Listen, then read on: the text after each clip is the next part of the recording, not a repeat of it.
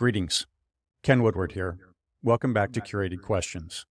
Together, we engage inquisitive humans about how they use questions to navigate and make sense of our world. I am a fellow traveler and pilgrim on this journey, and I'm glad you are here. Today's conversation is with the incomparable Miss Nikki Giovanni. Miss Giovanni is a titan of American poetry, activism, and education.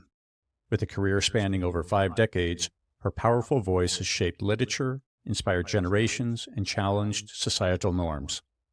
Miss Giovanni has established herself as one of the most influential figures in American literature and the Black arts movement, fueled by participation in the 1960s Black Power movement. Known for her incisive analysis and ability to cut, quote, beyond the bone into one's soul, Miss Giovanni's work explores race, gender, sexuality, and the Black American experience. She has published dozens of volumes of poetry, essays, illustrated children's books, and edited anthologies. Her list of nominations and awards is exhaustive and spans the written word, music, culture, and film. Miss Giovanni is an Emerita Professor at Virginia Tech, where she taught for 35 years in the Department of English. She especially enjoyed her 8 a.m. class because she caught her students fresh from their dreams. Following the 2007 campus shooting, she galvanized the healing process with her poem, We Are Virginia Tech. The 2023 award-winning documentary, Going to Mars, combined her biographical story with her deep love of space. Nikki, welcome to Curated Questions.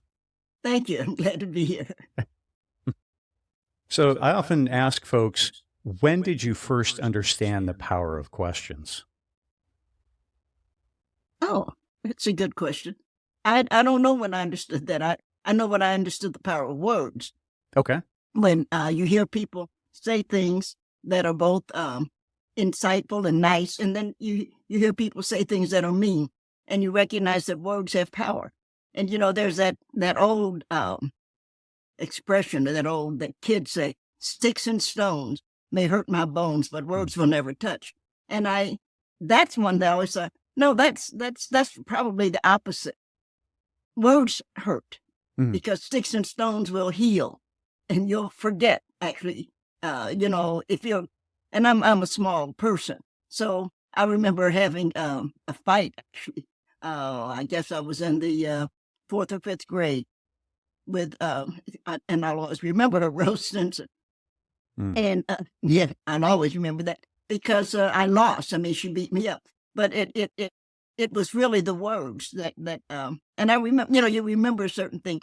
It's the words that hurt, though. It's the words when people say mean things to you or call you your names. That's why people fight now about what you are called and how you are referred to, how you are spoken to, or how you're. I have friends, and I'm sure we all do, who have PhDs who are doctors, and they always insist upon being called doctor because they feel that they've earned it. I'm not ego weak on that one. So my students call me Nikki, but when I was teaching, I am retired, by the way. But when I was teaching, my students called me Nikki. I called them when I remembered their names, which I did sometimes I didn't. I called them by their names. They called me by name. That worked. But Right. A lot of people insist upon being referred to in a certain way. Very interesting, I think. Beautiful. I don't know if that answers your question. It does. It does. Because that is your answer, right? And You have to leave in that I am recovering from pneumonia. So all of the things that you are going to say about me or to me, you need to share with your audience. I have pneumonia, and that's why you'll hear me cough every now and then. And pneumonia is it's ugly, and I'm lucky that it wasn't COVID, because I'd probably be dead. But COVID killed quite a few people. But Yes. Pneumonia is it's kind of ugly, and you find yourself blowing your nose, and everybody says, well, it'll be a couple of months, but I'm not doing anything, so it didn't matter. I had to cancel some engagements. but I didn't want to cancel you because I was interested in what you were trying to do with questions. That's fantastic. Thank you. I hope that this pneumonia, the body recovers quickly and you're back to full health. I hope that that happens quickly. I'm grateful that it was not COVID, and very grateful that you pushed through to make this happen. Just Oh, thank you. No, it won't happen quickly. I just hope it happens. yeah. Gotcha. And thank you for the disclaimer for the listening audience to know that, okay, the backstory on any coughing or any noise there, what you're working through, that's what it is. It's not more, not less. That is what it is. Yeah. Gotcha. Well, now, how do you think and use questions in your creative process? How do I think? Yeah. How do you think about questions or use them going through your creative process in all of your writings, whether it's the essays, poetry, and the like? How have you used questions either as a tool or as a reflective? How has that worked for you? I think I'm curious.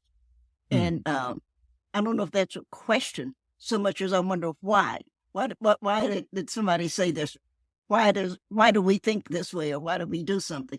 Right now, in all fairness, without doing politics, because I don't think we want to do politics, But right now, I'm wondering, why do people keep saying that Joe Biden is old? He's only 81.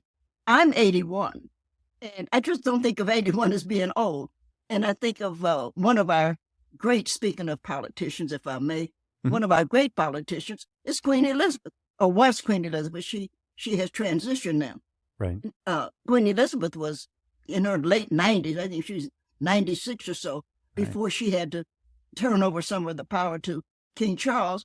And Charles is not as he is not capable of, I don't know if he's capable, but he does not, and he's a lot younger, bring to the world what his mother brought to him. And she was way older, and not to mention putting up with Prince. So it's it's really interesting how people consider something old. I remember when I was, in my 20s, I thought 50 was old. You think, oh, I'll never be 50. And then you get to be 50 and you think, oh, this is nothing. And now I'm 81. And who would have 81? I don't think 81 is old. I think 81 is, it's like a good wine. You kept it in the cellar, and it is mellowed. And now it's time to open it up and let's drink it. Let's see what it tastes like. That's beautiful. Yeah, we just saw my mom this last weekend at a family reunion, and she's late 70s. And we were chuckling about the fact that I gave her the book, A Woman Wears Purple, or something like that, on her 50th birthday. And we were chuckling about the fact that I'm 54. And when I gave that to her, that was considered, oh my goodness me, that's old at 50. And so we were chuckling about the fact that maybe we ought to just have, the number on it erasable, and with a little magic marker on there, just change it by each year. And she was like, I don't feel this. She's like, I am a 12-year-old inside. You don't feel that. I mean, if you're just in relatively good health. I have this pneumonia because of last year. 80 was very difficult health-wise for me because so much was going on, and I just overworked it. Documentary came out, and I was supporting the documentary because I liked the people who made it, and I had to go to London a couple of times, and flying overseas is really difficult. Even more so now, as you know, if you've been keeping up, which I do, speaking talk about questions. I wonder what is wrong with Boeing, because their plane, all of their planes seem to be having a lot of trouble, and people are hitting the ceiling. And, Right. You wonder, well, what does it take to make people realize, one, put your seatbelt on in an airplane, put your seatbelt on. And Yeah. two, I don't know what anybody's religion is. It's none of my business. But every time you get on a plane, you have to pray. I really do. To me, an airplane does two things. it takes off and it lands. I don't want to eat. I don't need to watch a movie. I don't need to be entertained. None of that. I just want to take off and it lands. If I'm lucky, it takes off and lands where I'm trying to go. If not, wherever it lands is going to work for me, because I'd rather it land than it not land. Well said. Yes, in the world of submarines, we always said that we needed to have an equal number of submerges and surfaces. If Right. that number is not equal, then we have a problem. Yes. Absolutely. Now, how have your questions changed over the decades? I still I worry about human beings, and so my question is: are we in fact? And I guess I am. I don't think of myself as being particularly pessimistic, but I really think human beings are on their way out. I think that whatever evolution means, we are evolving away from being the two-legged animal, the biggest predator, as it were, on Earth. And I think that's good. I think, frankly speaking, of course, I'm 81, so it's easy for me to say, oh, well, I'll be in here another, a few years. But human beings are somehow a mistake. And I'm sorry. And I look at us, human. I look at us and I think, well, what are we missing? And I think the main thing that we're missing is that we're all earthlings. So why have we not accepted the fact that we are all earthlings? We live on this planet, and that makes us all kin, as it were. And we're kin to a number of things. We're kin to a number of mammals and a number of insects. The bees where I live, probably you too, the bees are having a hard time. Well, if we don't have bees, what's going to happen? And by the way, I have a bat named after me. And I'm told I was totally thrilled. Dr. Baker at the University of Texas, who studies bat, discovered a new bat in Chile. And he called me. I didn't know him. He called me and said, I've admired your work. I never even knew he knew my work. I didn't know him. Right. And he said, I've discovered a bat and it reminded me of you. And I said, why? And he said, because it has big ears and you always seem to be listening. I said, well, Dr. Baker, I'm thrilled. That's wonderful. And he said, would you mind if I name it after you? I said, I'm thrilled, which I was. I am. I remain thrilled. And what would we do without bats? If bats didn't eat the insects are going to eat us. Yeah. And they're going to eat the things that we eat. So why don't we try to get along with the bats? Why don't we try to get along with each other? And that's what there's probably nothing as dumb on Earth as war, because it's just a game that some people play, that other people play. And they say, oh, I'm going to send your son or your daughter out to kill somebody else's son and daughter so that we can see who's going to get tired first. What sense does that make? And we're looking at the Israeli genocide against the Palestinians. And what sense does that make? It's awful. Or we look at the Russians with the fighting against the Ukrainians. But we look at Haiti, which practically doesn't make the news, because who cares about what's going on in Haiti? So the fact that I do, by the way, but I'm saying, absolutely, who cares? And we watch thousands of people trying to come to the United States. Now, we should be really thrilled about it. We should be thrilled that somebody wants to be bothered with us. They're trying to come to the United States. And people say, we don't want those immigrants. Well, everybody here is an immigrant. Either they came here because they wanted to, or they came here because they were brought here. Yeah. I am Black American. I was brought here, and I was bought and sold and bought and sold. So what makes all of this? What makes that small piece of land more of Earth? And it shouldn't be called Earth, by the way. We ought to not really believe that. We ought to tax, I guess would be the word, but that's a bad word right now.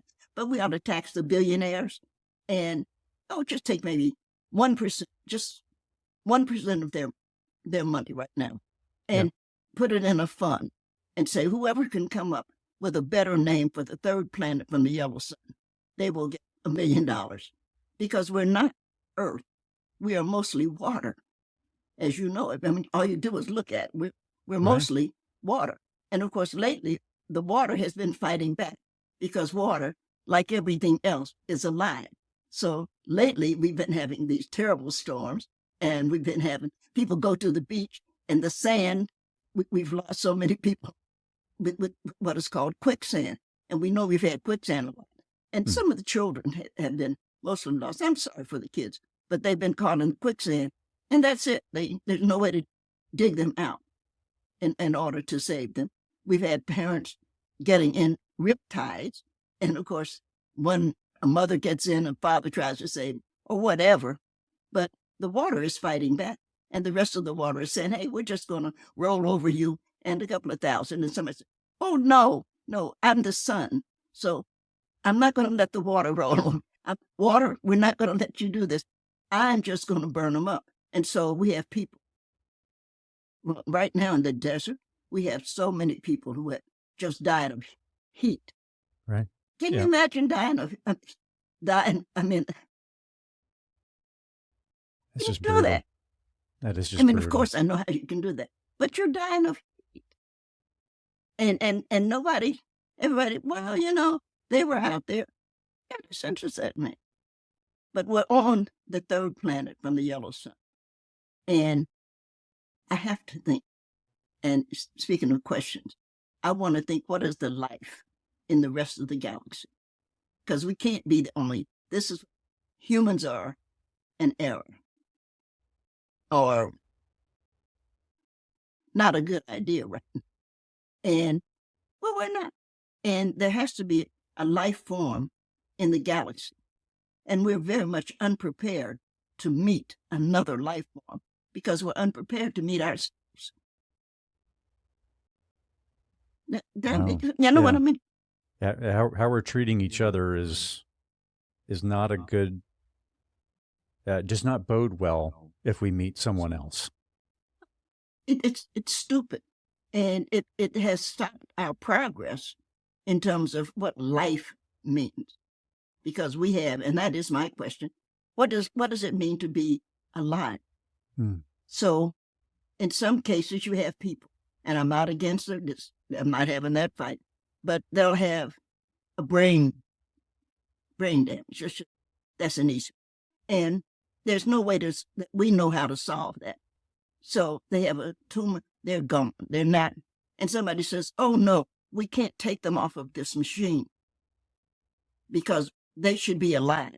They have a right to life. Well, you're not alive if you can't talk, if you can't see. What does it mean to be alive? And I look at the kids, and that breaks your heart.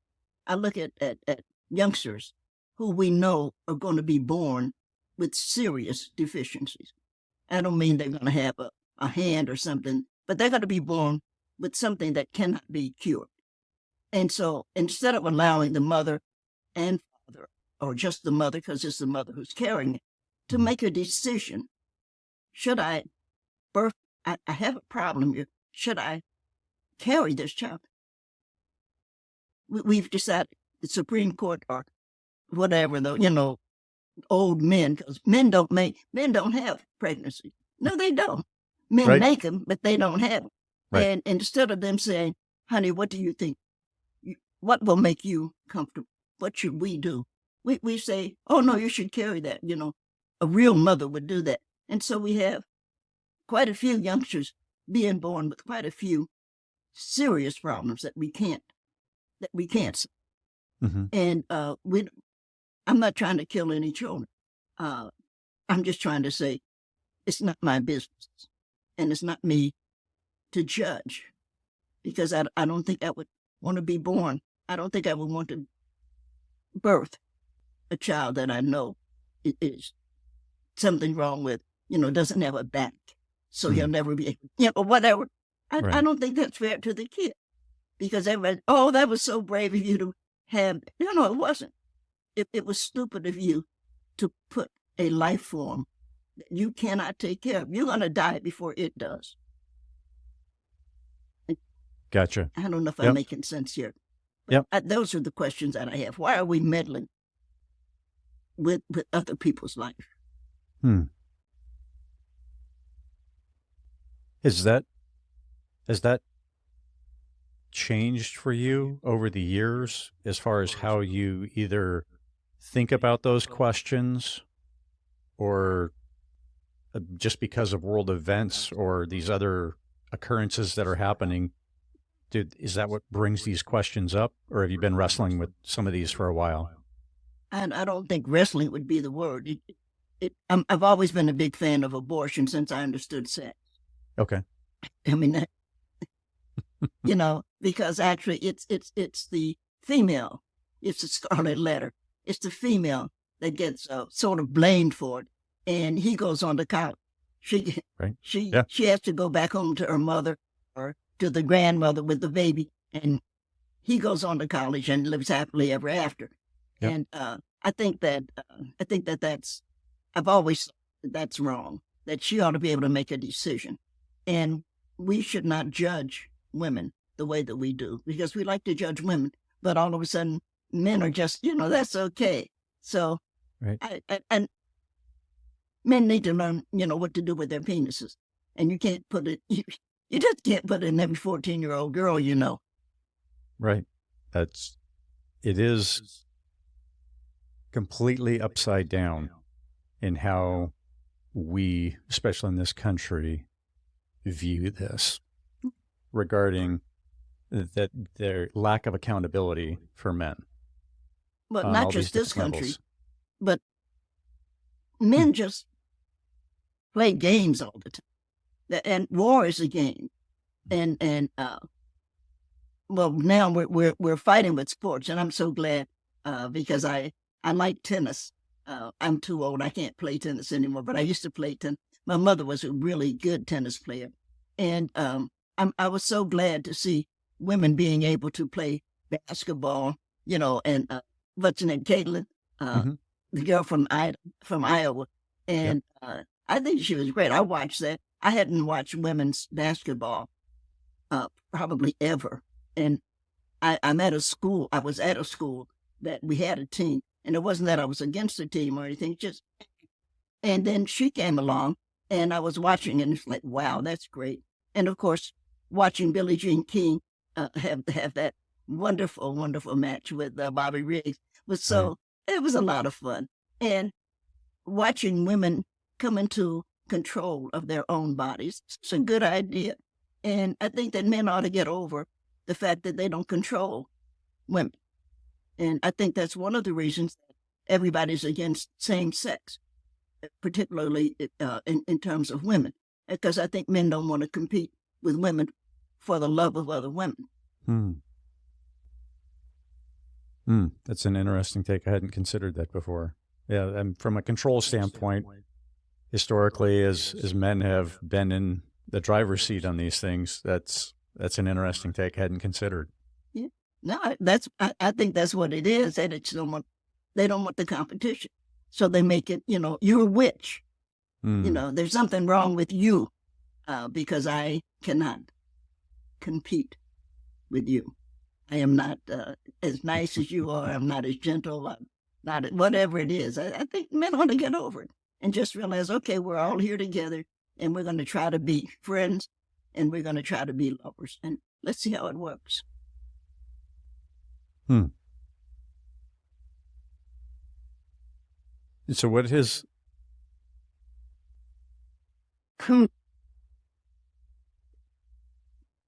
are your thoughts on the changes that have been made over the years? Because we're at a better place than we were, I guess, but there's still plenty to go as far as true acceptance, for those in the LGBTQ plus communities. So I guess it's progress, but ways to go. And any other thoughts on that? I think that shared my thought because I think it is a question of competition. Yeah. And I think it is a question of, in all fairness, white men not wanting to compete with any other male. They want to be top.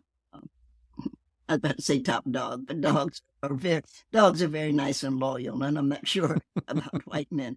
But that's not nice, is it? But I think that I think it's time that we quit judging people, and I think judgment is a bad. I just think it's a bad idea, and I think that we in America, I don't know that much about how other cultures respond, if I can say that. I know that some Middle Eastern cultures don't allow women to go to college, or not even college, won't allow women to go to school. They don't want them to be educated. And you say, well, what is the purpose of that? But in the old days, some people, the Chinese would, I think they were Chinese, would bang the feet of women. Women had their feet bound. And you think, well, what is wrong with you? And so we have, I think, moved along. We in America, of course, have had a racial problem. And I think that all of that comes together. We're afraid, not we, but again, with no disrespect, white men are afraid of other people. And so I don't think people are not afraid of white people. We find them sometimes unattractive in terms of no, I don't mean physically. I mean, the riots. Yeah. When we start to look at American riots, we're looking at white men. And the latest being, of course, January the 6th. Yeah. And we're looking at a former president inciting a mob. But then we look at Tulsa, Oklahoma, just to go back in the 20s, and we look at a mob coming in and destroying what was known as Black Wall Street. And that was just jealousy because the Black people had built it. But Black people have never rejected white people. White people can come to hear our music, can come to dance, but we're not scared of it. We're not afraid of sitting next to them on a bus so that Mrs. Parks, we want that seat. Well, what are you afraid of sitting next to an elderly, she wasn't old, but an adult Black woman? What's the fear of sitting next to her? And when we finally passed the law, they said you shouldn't. All of a sudden, everybody realized, well, it doesn't matter. It doesn't matter if I go to McDonald's and buy a hamburger and sit down and eat. And it doesn't matter who's sitting next to me because I don't have to be a friend in order to do that. I don't have to be a friend in order to eat at Outback or something like that. So why are you passing a law that says, whites only, or, no blacks allowed? All of that has not harmed, if I may, Black people as much as it has harmed the white people we're teaching to hate. And so the white people who have benefited from desegregation have been the white people who have let the hate go. They are the better. And we can look at that. I'm not against, I am not conservative, but the so-called conservatives are not as healthy or as happy as the liberals. They're not, they're always looking for something to be upset about, or something that, the reason my life is a mess is because somebody else did it. That's ridiculous. The reason your life is a mess is that you're stupid, or you didn't work hard. Some people are. And I just had the occasion to, before this hit me actually, to speak for the conference on school teachers. It was nice because it's interracial. I mean, it's just school teachers are every color. And I was saying, I think it's so unfair, and I do, that school teachers, public school teachers, are being required to teach dumb students. So some students are dumb, and it might be just good for everybody to be able to say, okay, I can't teach Jack because he can't learn. We need to put him in a special, and we do have some special classes, but everybody's not smart, and everybody doesn't want to go to college for that matter. Some people like other things, and I don't mean to natter, but it's hard to be a school teacher, or for that matter, a librarian. And you don't need a bunch of people who don't read to tell you what books should not be read, because those people haven't even read the book. They have no idea. Right. You know, I was very upset, by the way, with that boy in Florida, the governor DeSantis, and he's banning books and banning books, and a lot of the books he was banning, of course, were friends of mine. And I became, I'm not a jealous person, but I was wondering, well, I'm offensive. How come my books are not being banned? And I was about to write a letter to say, dear DeSantis, don't you read poetry? Because obviously they didn't. They were banning novels and memoirs. And I thought, well, if you read some poetry, you know that I hate you. So why didn't you do that? But just as I did that, they banned my book, Rose. And so, yes, I thought, okay, I want to be with the banned people. I want to be with the people on the other side. I don't want to be with them. But I recognized what they were doing. They don't read poetry. So they didn't know that perhaps many of us, not just me, but many of us, have said terrible things about them, or honest things about them. Honest things. And they didn't know because they didn't read. And you think, well, why wouldn't you want your child to pick its own books? And why wouldn't you want the teacher to teach what it can? And why wouldn't you want a librarian to have all of the books stacked in the library? And when children come in, I remember my librarian was Mrs. Long. And I would go to the library on Monday. I wrote a book called The Library. I love that book so much because I was living with my grandmother. And I would go on Monday after we did the washing. Grandmother washed on Monday. And grandmother smoked, which nobody does anymore. It's not a good idea. Yeah. And she would say, Nikki, don't you want to take the books back? Which meant that she really shouldn't want to sit down and have a cigarette because she was tired. And I would take the books and go up, and Mrs. Long would be there. Behind her was a big desk. And she'd say, oh, good morning. What are we reading this week? And it was the biggest, it's like, oh, we are reading this week. Wow. The librarian and I. And it just makes you feel as good as when they're a school teacher. And I really loved my 8th grade school teacher, Sister Althea, was a nun, Sister Althea. And my 5th grade teacher, Flora Alexander, was just the sharpest person I know. And I really loved it when they say, see you tomorrow. And it's such a simple thing, but it always made you know. And there were many of us, my father was a cruel man. There were many of us who were not sure what tomorrow meant. I'm still not sure what tomorrow means, but just see you tomorrow.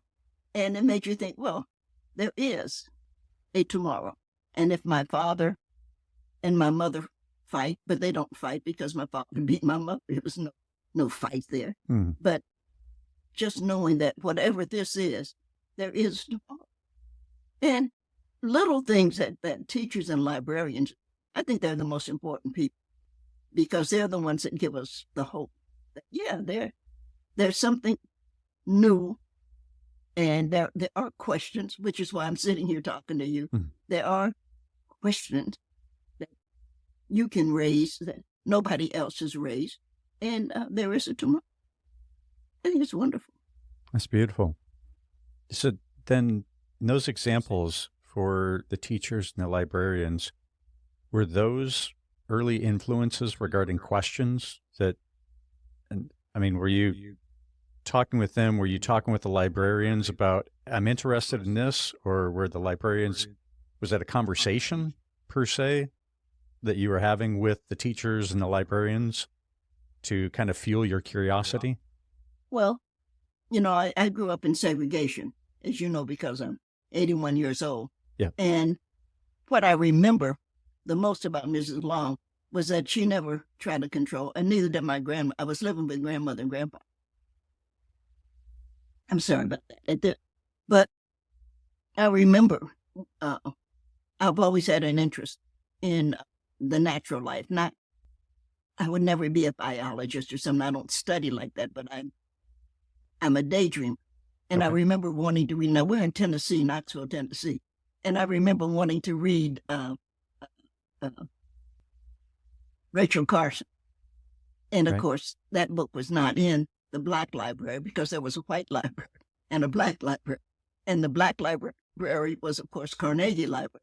Andrew Carnegie did some wonderful things. And the white library was in McGee. And so she had to go to get that. And I remember wanting to read Darwin. And wanting to read Darwin was forbidden. And books had been banned longer than we wanted to remember. And she had to go up to the white library to get that. And it took me the longest to understand that Mrs. Long probably, I don't know because she never said this, but probably had to stand in line until all of the white people were waiting on, and then had to ask if she could borrow Charles Darwin. Wow. And then knowing people, one of the librarians, well, what do you want that for? Who can read that? And so they're going to use words, we were talking words, to belittle her for wanting a book. But she stood there and smiled, and yes, ma'am, and yes, ma'am, till she got the book, which she then brought to me, that I then checked out, that I then read what Darwin had to say.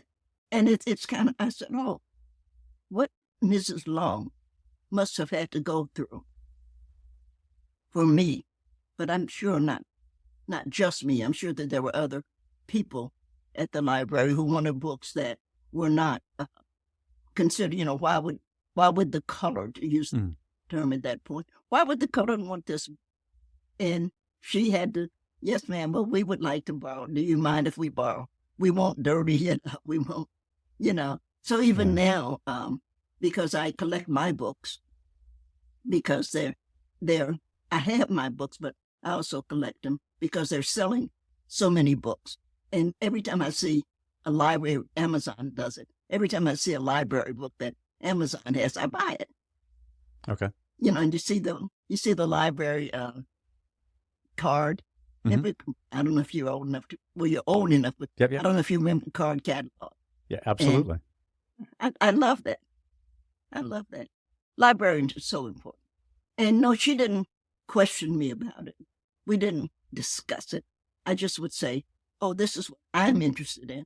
Because if you're reading Charles Darwin and evolution, and I remain interested in evolution, or you're reading Rachel Carson and how we should deal with life, with natural life, the two go together. But I had no discussion. Mrs. Long and I weren't discussing it. I would ask for books that I wanted, and she would find a way to get them. Wow. I was old before I realized what she must have gone through. Yeah, it's a beautiful appreciation for what she must have gone through and the indignities suffered, but for her desire to pass on the knowledge or to be able to provide to you these resources so that you could grow and to learn. It's beautiful. So shout out to all the librarians out there who are doing the hard work, and especially in this day of book bans. And I very much appreciate that that view of why is my book not on the banned list? Because that's beautiful. Yes, love it. Yes, for the things that you have said, you deserve to be banned. And in this world that's upside down and banning these works. And I am new to this understanding of reality. It's only in my mid-40s that I woke up or started to understand And so your work, among many other works, have been exceedingly helpful. So as I look at the banned books that are out there, or what's being banned, what I would submit is that if you teach all the little white boys and girls like I, all of these things, all of these morals, all of these views of treating your neighbor well, loving your country, loving your neighbor, you do all of those things, and you don't tell the full truth, then we get to middle age and we learn the truth when we start to look beyond, or we delve into some of those books that are banned, and it changes us if we're willing to receive what the truth is.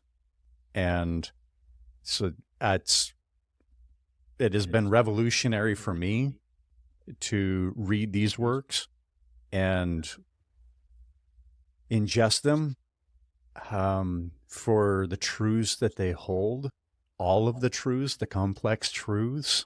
And it's been incredibly freeing and disturbing all at the same time. So a reason that I'm so grateful that we're having this conversation. I'm glad. I had the great pleasure of teaching Kwame Alexander, and I really love the work that he's done. He works very hard too, by the way. And I see him a lot. We're friends now. And I say, Kwame, you've got to slow down. You're working too hard. And he said, that's the kettle calling the pot black. And because he said, I learned so much of that from you. But his story, the Door of No Return, is so wonderful. And the work that he did in exploring slavery and its beginning, the work is incredible, because nobody but somebody like me has been doing some things like that. And of course, Toni Morrison's Beloved. And that gets banned all the time. And so I asked my students when I was still teaching, I asked my students one time, I said, and I'm just curious because I'm seeing all of this, what's upsetting. I said, how many of you actually own slaves? And they looked like, Nikki, I don't own any slaves, what are you talking about? I said, well, I'm sorry, you're right. How many of your parents own slaves? And we didn't own any slaves. I said, okay. How many of your grandparents own slaves? And I'm at Virginia Tech. We didn't own it, I said, well, you must have had some, you're white. Some of your ancestors must have. And so we started talking about, but they didn't own slaves. And I said, if you didn't own slaves, then why are you afraid to hear about slavery? Yeah. Because it's not a good idea. And if slavery were a good idea, everybody would want to be a slave. We know it's not a good idea.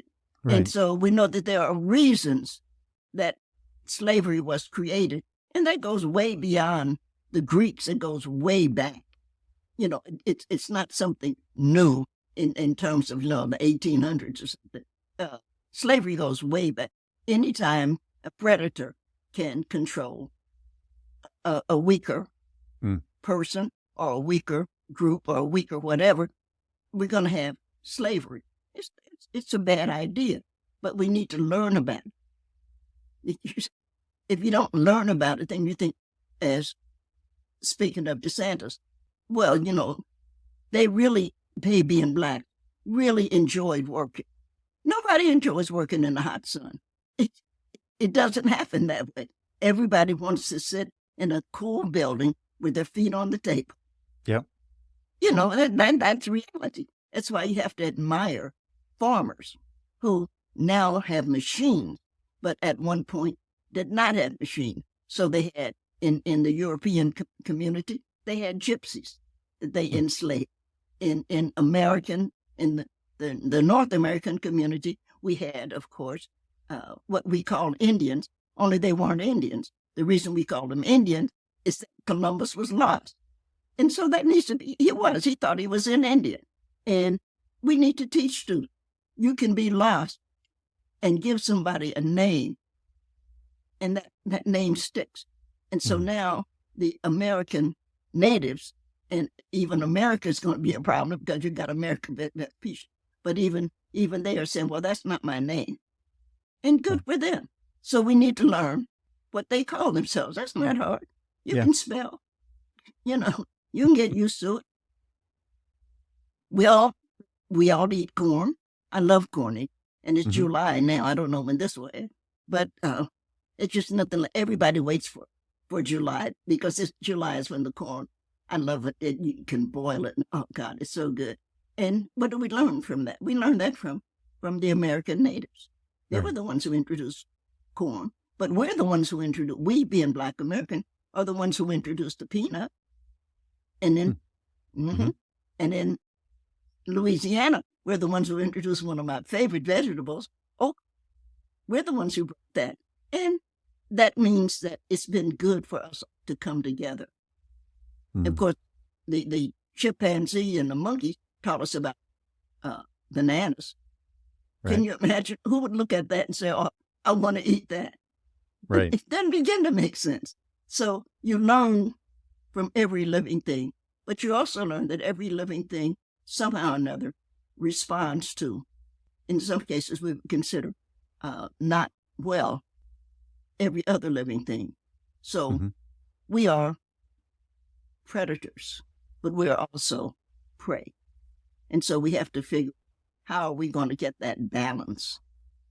California is now having a real problem, as you know, with the bears, because the bears are coming and swimming in which I love, swimming in the swimming pool. There's no damn better for you. If you're going to build a swimming pool and you're living by the ocean, then why shouldn't the bears come? The bears just like, hey, this is really nice. Yeah, just the right temperature. Some people, of course, will want to shoot the bear, but it's a bad idea to do that because it makes the bears upset. And then when the bears see human beings, they want to kill them because they know human beings are dangerous. Yep. You can't keep teaching people that we're dangerous and then expect, I should say life forms, that we're dangerous and then expect them to like us. Indeed. I don't think you can. Is that a question? That's beautiful. Beautiful. Are there any particular questions that you carry with you and revisit, whether that's been over the decades or over a period of time? Are there any questions that you kind of come back to? I'll always come back to the galaxy, to what the life form is in the galaxy. And I'm working with, but not for, NASA.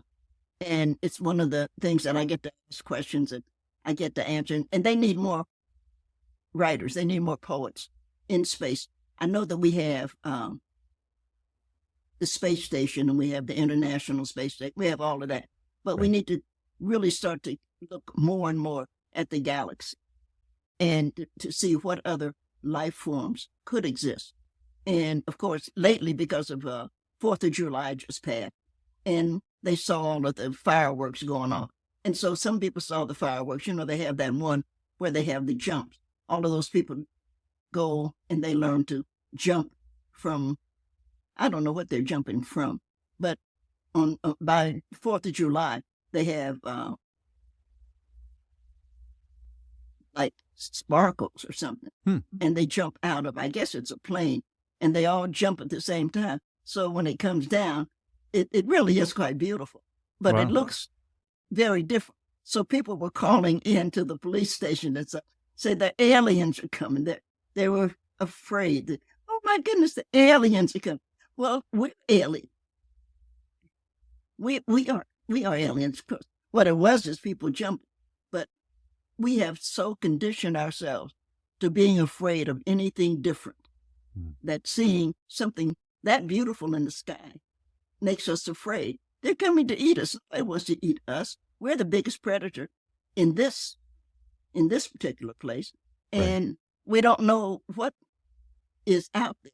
But I'm always pointing out, and I have to, I will with you, the best thing for space, for the galaxy actually, is Black women, because we get along with everybody. No matter what else it is, you run into a bunch of Black women, first thing they're going to say is, are you hungry, baby? That's the very first thing they're going to do. Indeed. They're gonna feed you. And the only other group of people who respond that way are the Appalachians. And if you're in Appalachian, your car breaks down, some white woman is going to say, "Paul, they got a flat tire." People don't really have flat tires anymore, but you got a flat tire, and he will stop and come and change that tire, and she will offer you a glass of water, because that's usually what they do. And Appalachians are great. They're great people, and we need to study them more. And I say them, I'm just talking about how they came into the Appalachian Mountains and how they learned to live with everybody, with the slaves who were trying to escape slavery, and with Irish who were being sent over by the British because they didn't want to be bothered with them. And that's why there's a history there. But these are great people, and it was wonderful. These people in what is now called West Virginia, from Virginia, which is what saved the Civil War, because it allowed the it stopped the Confederates from being able to go from the Atlantic Ocean to the Ohio River. Okay. When they had that split. And they were called, as you know, Kanawha, because of the river. These are great people, and they have a great history. And of course, America, United States, has laughed at them because we are embarrassed. These are the people who saved this country. And Americans are the people who still, with the exception, of course, of Clarence Thomas, who still believe Clarence is so stupid. And no, really, he and his wife ought to be tried for treason. And I say that in all fairness. Yeah. That's the Supreme Court is a joke, and nobody's laughing. And it's about time that we got rid of those. We need to wipe it out and start again, because the one thing that we know about the so-called Supreme Court is that you don't have to be a lawyer to be on the Supreme Court. So that's the most important thing. Right. And you do have to be a lawyer to be on the federal court or something, but you don't for the Supreme Court, because it's there to represent the people. And I think that that needs to be explained. I think that people need to learn that. I think from kindergarten, we need to learn what is the system of government under which we live, and what is the Constitution by which we live, and what are we seeking to go forward to? Because right now we're going backwards, and that's a bad idea. Indeed. So I want to come back to this. If I can go back to the folks in Appalachia, what do you think, or what is the reason you think for that response, for in that example that you used? So if you get a flat tire, the white woman, the mom or whatever, she's going to say, "Hey, you need to go help them." What do you think prompts that response? Well, first of all, Appalachia is populated by the rejects. If you recall, the British sent them out because they don't want to be bothered. And of course, when you see the mountains, you go from Alabama, actually, a little bit, all the way up to Maine. And so this is the best way to go. And we recognize that the people in Appalachia also hung quilts out to say, the quilt said, "This is a safe house." So those escaping enslavement, if I can use that term, knew that when they saw the quilt hanging, this was a place that they could go to rest or to get some water. And we also know that in the evening, they could, these same Appalachians would hang a lantern, so that, again, those escaping. Now, some of those escaping were probably criminals, and these are not things I know, but many of them were people escaping slavery. And so they were coming, and they saw, when they saw that lantern, they knew that this was safe. There was a cellar there or something there that they could hide if they needed to. And I don't think we can overlook the fact that many, and this has not been studied, this is just a question, or an answer that I had, that many of the women, the white women, were lynched because they were, in fact, they were helping the enslaved. And we know that many women were lynched during this whole period. But it's something that, and if we don't study it soon, by the way, the people who know are going to be gone. But it was something that they felt they should do. And we know that one of the really great white women who does not get credit, and she's not an Appalachian, she's from Detroit, is Mrs. Louisa, who went from Detroit and her family and her children down to the bridge in Selma, if you recall. And Mrs. Louisa was shot by other white men because she was helping people to drive back across the bridge. We also know that Charlottesville, we know that people drove, that the white supremacists drove into that, and they killed a white woman. So everybody's saying, well, we are protecting white women. When we shoot white men, black men, we're protecting them. It's not true. No. They want to control white women.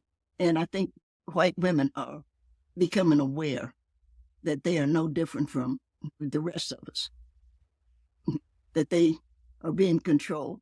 And the more they understand that, the more votes we get for an 81-year-old.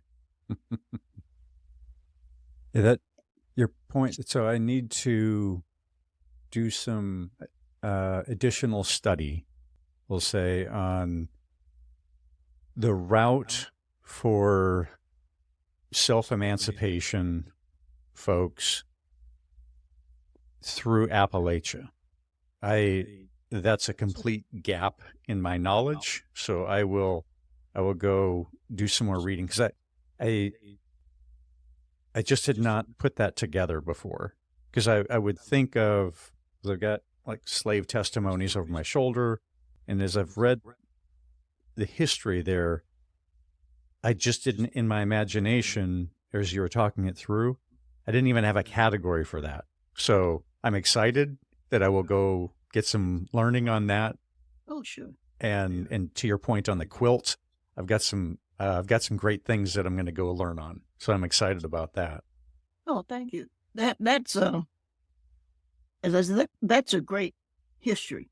And of course, we know the difference between those who live there. I'm a Knoxvillian by birth.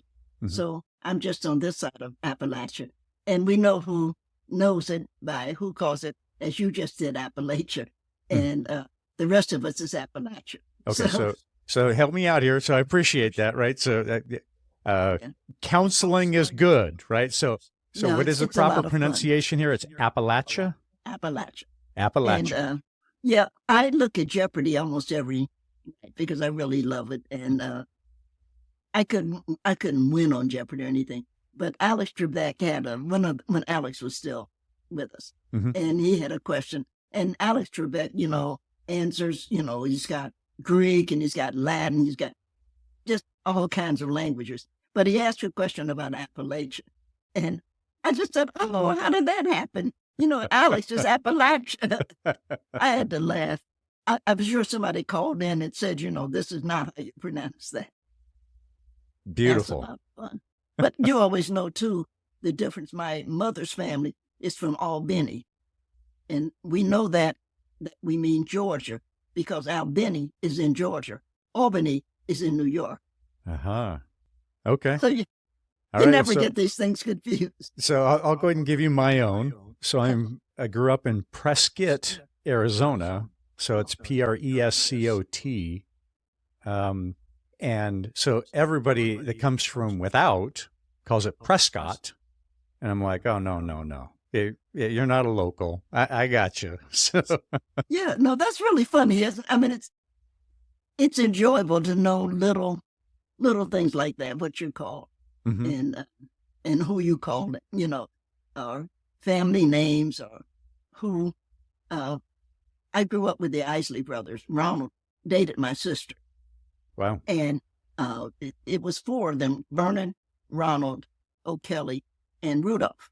But nobody called O'Kelly, but those of us who knew it. And when I was in New York, I lived in New York for about almost 20 years. And my first book party, O'Kelly came. And I was just so pleased to see him. And I was like, O'Kelly is great. But everybody else knew him as Kelly because he was Isley Brothers and he was Kelly. And it's really funny, that what you're called, or I have a friend who but she's a co-hostess on a television show, and her name is Carol Jenkins. She's called Carol Jenkins, but I knew her because she's an old friend. It's Carol Ann. And so I was in New York and she was doing a show and I was on the show. I said, "Oh, Carol Ann is so nice." But nobody calls her Carol Ann, but people like me who've known her for, 20 something years. And it's always fun to hear what people call people and how comfortable they are with it. It's great. Certainly so we were having a conversation about this at our family reunion. So growing up, I was known as Kenny. And then I joined the Navy and everybody knew me as Woody because the last name is Woodward. And so I even left after 4 years being stationed on the submarine. And when they said my name going off, they were like, "I'm sorry, what's your first name?" And so even my stepkids know me. Everybody during that time knows me as Woody. And then post-Navy, it's Ken. And so if I was now with caller ID, it's easy. But prior to caller ID, if somebody said, "Hey, Kenny," I'm like, that would be family. "Hey, Woody," that would be Navy. And then, "Hey, Ken," then that's post-Navy time. So yeah, a little bit of those names that carry with us during those phases or identities that we have. Indeed. Well, we're back to words. Because words are important and they say so much about who we are or how we look at things. I think maybe words are the only decent things human beings created. But there are other life forms who speak. We are arrogant and have not really learned a lot. But because dogs mean so much to us, most of us who are dog people, I am a dog person, most of us can understand a dog.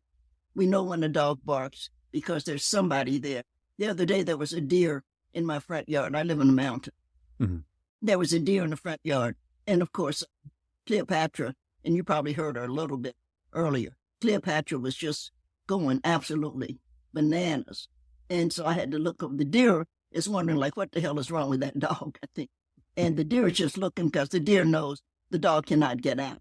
Because if the dog had been able to get out, it would have gotten it. So the deer is just kind of looking, and the deer is eating my bananas, my cucumbers, because I have a little garden. But I don't have a garden for me to eat anyway, so it doesn't matter. I have some friends that say, "Oh, I don't like the deer are eating my," but they have to eat something. They don't have credit card. But it was just, I knew the difference. I know the difference when she is barking because someone she knows is coming, or if the UPS man or FedEx man, I know that, and I know some of her language. She knows all of mine because when I go, be quiet or sit down, or she knows English better than I know dog. And so it becomes important that you learn language. And I don't know if you're a dog person, but any dog person begins to understand what the dog is saying. And because everybody takes their dog now, and we were in a hotel, and we had checked in and everything.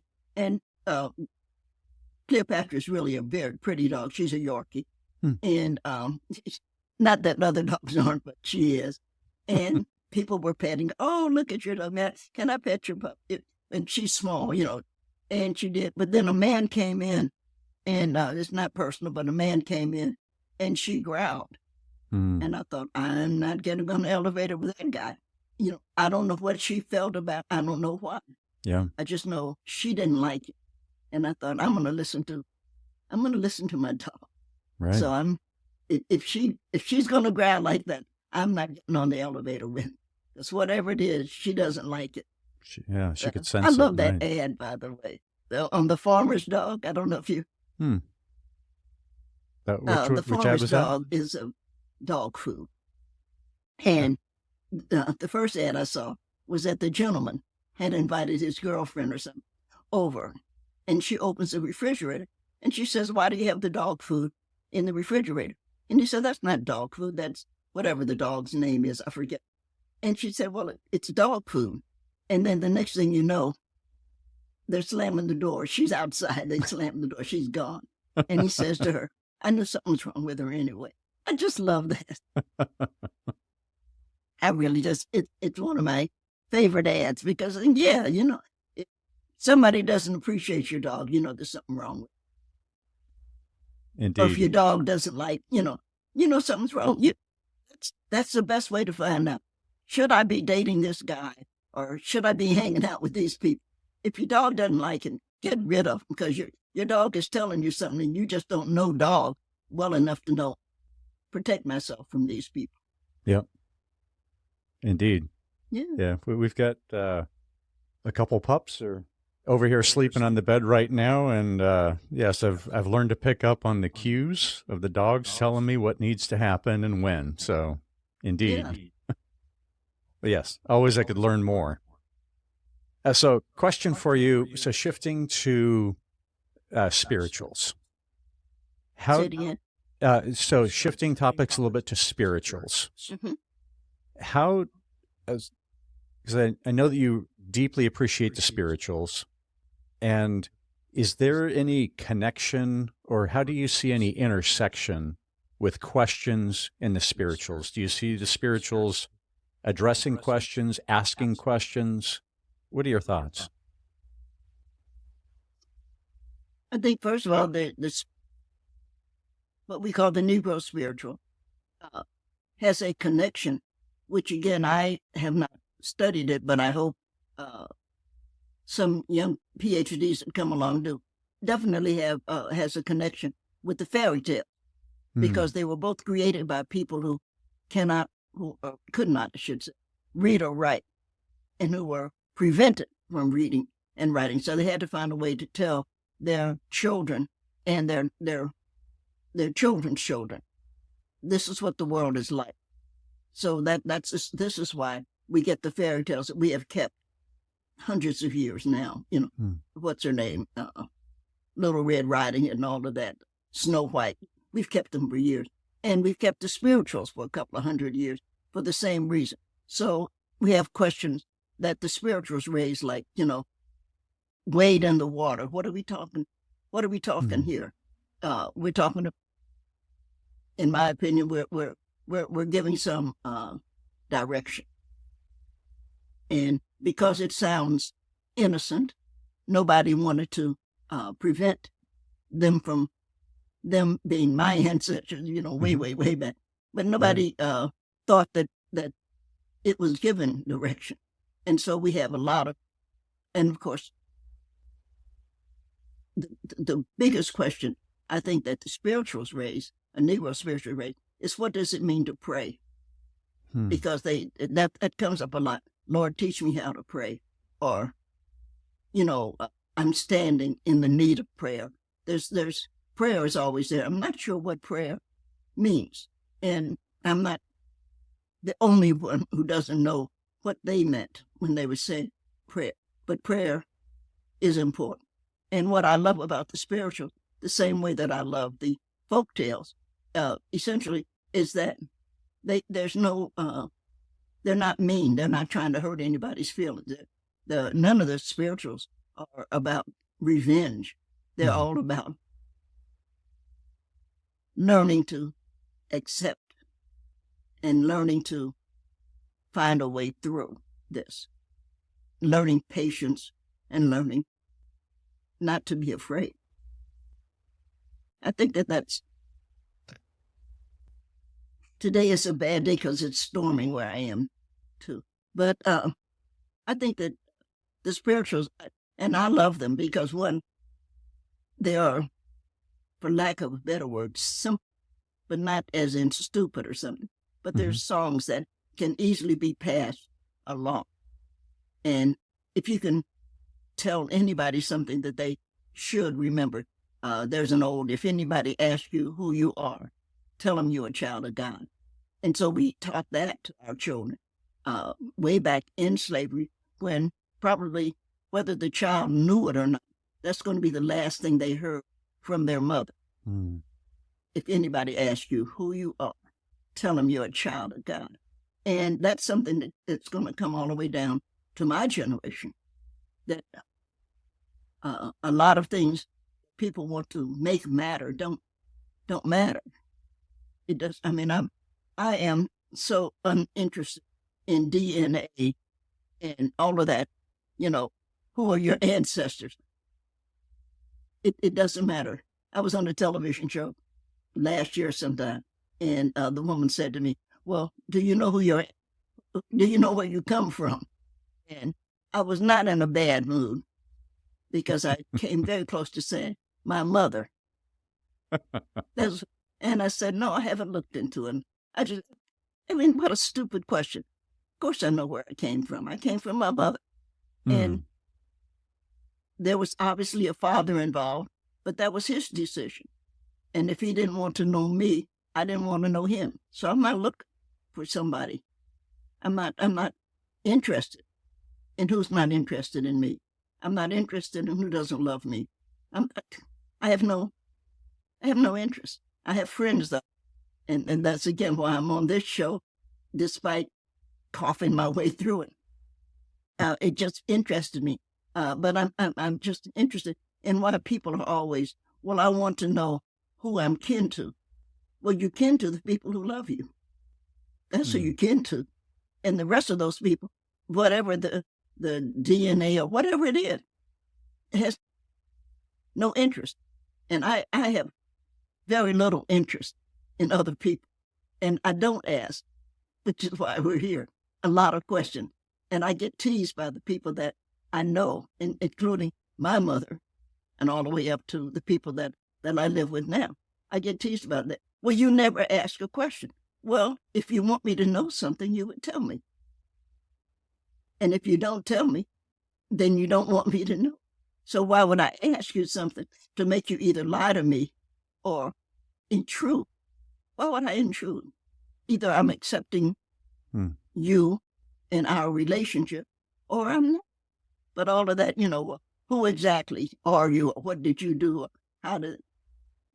What business is it of mine what you did? My only business is what you're doing.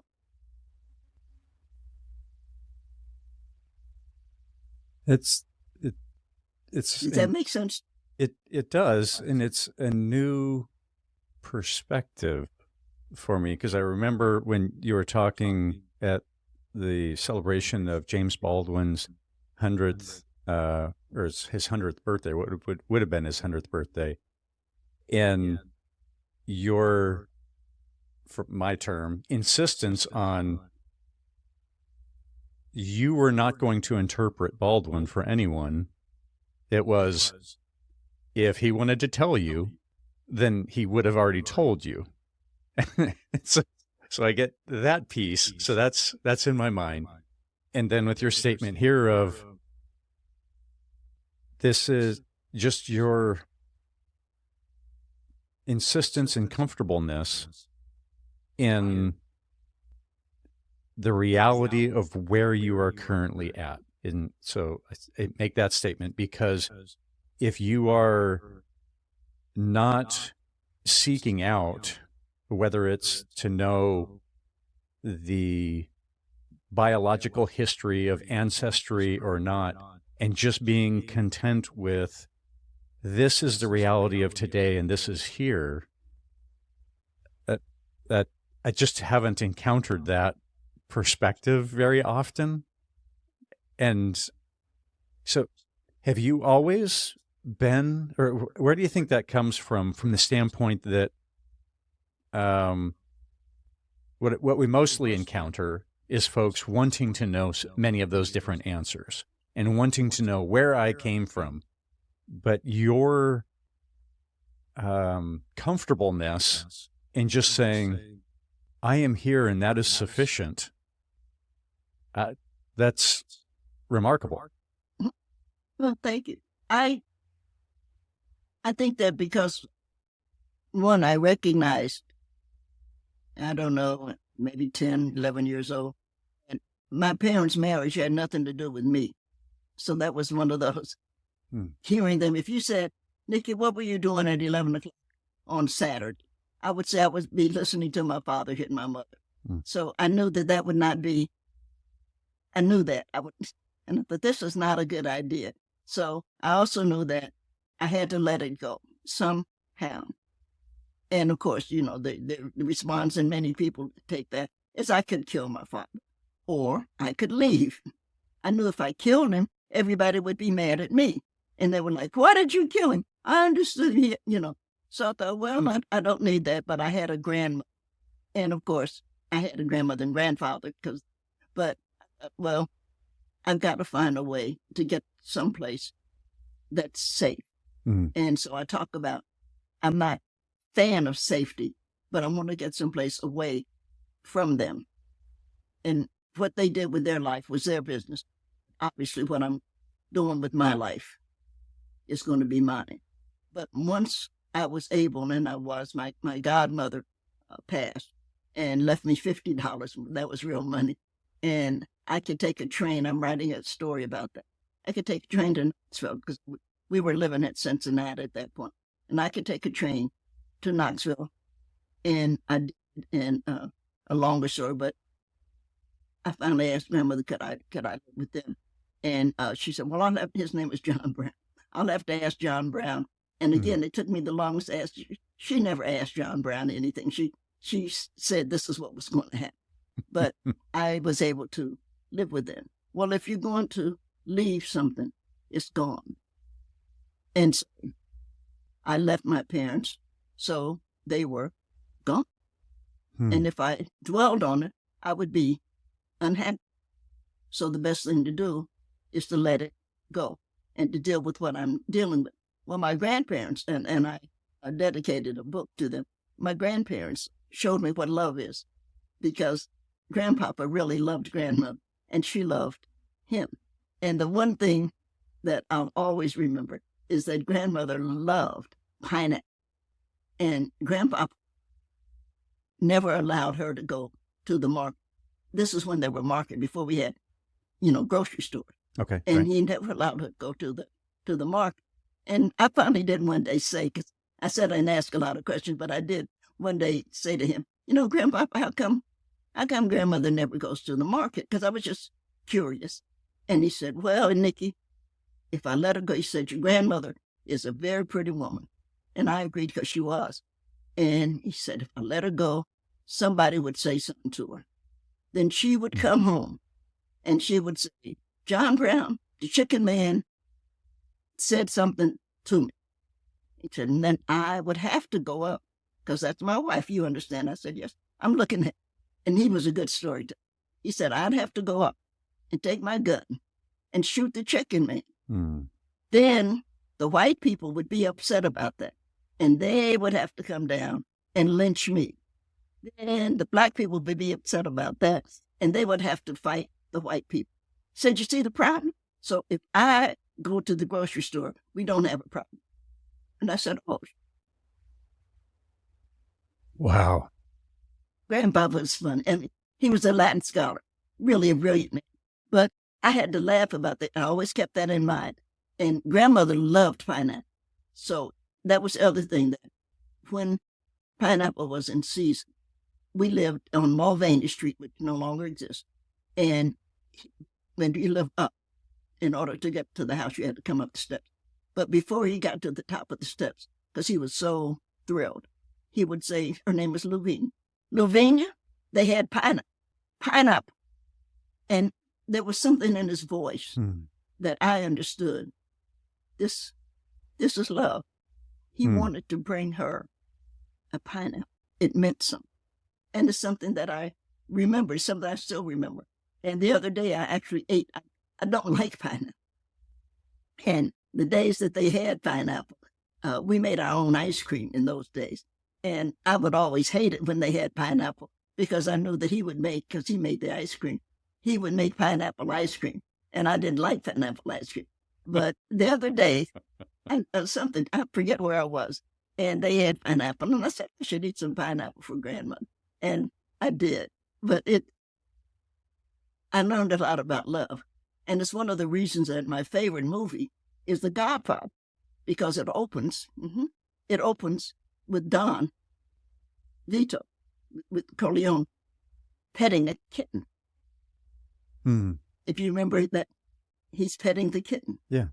And the first line is, I believe in America. And he's petting that kitten. And I thought, well, that's exactly what Black people do. We believe in America and we love something. I love that. I don't know where Puzo, of course, Puzo's gone. I didn't know him, had no opportunity. I don't know. I don't do the West Coast much, so of course I don't know Marlon. Even though Marlon lived in New York, I don't know any of those people. But I thought, yeah, that's very Black of Mario Puzo. And I wonder where he got it from.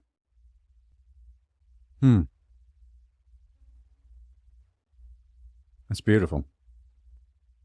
Well, on the subject of, so I wrote down something. You mentioned you're not a fan of safety. I'm sorry. Yeah, you mentioned that you're not a fan of safety just a moment ago. Mm-hmm. Can you expand on that? I think that people over stress their need to be safe, which allows them to do, I think, really ugly things. And I'm thinking particularly right now of Israel in wanting to be what they call, what Prime Minister called safe, feels that he can destroy, that he can commit genocide against the Palestinians.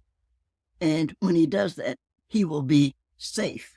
But there'll be nothing less safe than what is being done right now to the Palestinians. It's just a terrible idea. And I, like most people, I'm struggling with, I'm not fighting because I don't fight disease, because disease will always win, but I'm struggling with pneumonia. And I'm sincerely hoping that I get over, that I am safe from this disease. But I'm not going to fight it because it's a disease and it'll win. So I'm going to try to find a way to live with it. And I think part of what we as a nation here in the United States have not understood, and it's a part of what makes Black Americans a great people, is that we were not so worried about our safety that we fled this country. When 1865, and people, Marcus Garvey, who was a Jamaican, Garvey said, well, we're going to go back to Africa. And as you know, most Black Americans said, I'm not going back any place. This is my country.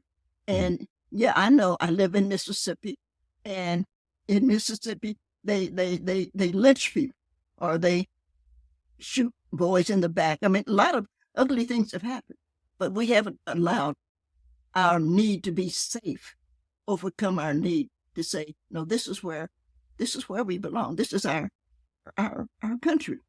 This is our land. We light sparklers on the 4th of July, like everybody else. We believe in the Constitution. And I sincerely dislike Make America Great Again, because America has not been great. America can be great. So if you want to wear a cap, let's make America great. Great. And by making it great, we include everybody. So I don't want to ever have to make a decision between my safety and me having to kill or hurt. And I said about my dad, I should have probably killed him, but the best thing to do is just let him die. And he did eventually. And I went back to live with my mother. And I wrote a poem called I Married My Mother. But I don't think that I should have to make that decision. I don't think that I should have to drop a bomb on people because I am afraid, because I want to be safe. I just want to live a normal, whatever normal is. I want to live my life out. And at some point, as we all know, the phone's going to ring and you have to answer. There's no question. If you were born, you're going to die. So it's not something that I have to do. And it's not something actually that I can fear. It is something that I might find inconvenient. I want the house to be paid because I don't want to leave my debt. I mean, there are some things that you don't want. You don't want to leave your troubles. You want to leave your joy. That in itself is just a gorgeous statement. Wow. Don't want to leave your trouble. You want to leave your joy.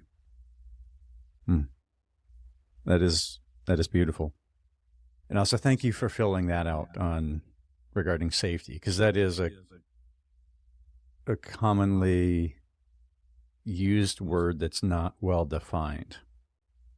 In that, what is that? How do I feel safe? Maybe far different than anyone else. And so now this becomes this nebulous term that's unobtainium. So as I was... You know, the sharks, one of the reasons we have so many sharks on the east coast of the United States is slavery, because the slaves died and they threw the bodies over. And so we fed the sharks from Africa to the United States. These are things you know. And now we have the sharks dealing with the fact that we have climate change. And so the sharks have been eating people again.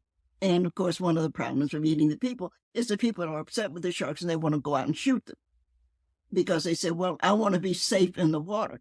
Well, it never occurred to them the sharks would like to be safe in the water too. That's what when we talk about safety, everything wants to be safe. That's, I saw this deer in the front yard, and the deer would like to be safe. Yeah. And of course, I have a little dog, and so the deer recognize, you don't know what they're thinking, but the deer recognize a little dog is behind a door and it can't get out. The skunk, of course, comes, and I only have 2 acres, but I have a lot of wildlife living in here. And the skunk comes, and of course, Cleopatra knows better than to bother the skunk, because the skunk wants to be safe too. And the skunk will say, okay, mess with me one more time. And it's really funny watching the interaction of life. It's really those who know that I am, as it were, safe, and I am not, and how they escape. Because I've got groundhogs, of course, and they run. People don't realize how fast the groundhogs are. But when Cleopatra, she has her knee had to be operated on recently, so she's not in the yard anymore. But when she could be in the yard, she could chase a groundhog, and didn't realize the groundhog is really faster than she was. So it's not something she knew. And she used to chase the squirrels, which is one of the problems. Squirrels are just all over the place. Yeah. And I remember when she was a puppy, she's 7 years old now, but when she was a puppy, the squirrels came on the deck. We have a deck. Squirrel came on the deck, and she started chasing. And the squirrel ran up a tree, and Cleo didn't know. She's a dog. And so she ran up, and then all of a sudden she realized she wasn't that far up, but she realized, oh, I'm a dog. Dogs do not run up trees. And of course she fell. And I told her, you stupid fool, don't you know that you're a dog? And she just looked at me like, don't to me like that. And she just kind of limped away. And I know she was angry with me for a while, because I shouldn't have called her stupid fool, but she didn't chase another squirrel. She won't let them on the deck, but she didn't run. If they would run up the tree, they were. And so it's interesting to watch all of it. And you and I should do the same thing. we should recognize there's no safety. There's only, how do we get along? And I have a fish pond, and of course the birds want to eat the fish, but the pond was made so that the fish can go under the rocks, so the birds can't get them. Is that so? But the birds can drink and wash themselves. Yeah. And so everybody's happy. Beautiful. That's all you're trying to, for these years. And of course now we live, there was a time that we were talking earlier that 50 was old. And if you lived to be 50, it was like you had a long life. But we're living into the 80s and 90s. Willie Mays was 93. Yeah. And he was a sports person. So we're living much longer. And I think it's probably a good idea if we're learning something while we're living, because we have to do better. That's I appreciate that phrase that you use. It's a good idea, because that comes up often, and it's a reminder that much of what we live with, they're ideas that we've implemented. So therefore, if something is not right, it's an idea. We can reinvent it, we can change it, and we can do things a new way. We don't have to stick with the same old ideas that got us where we are today. Yeah. That's true. So how do you think of the term courage?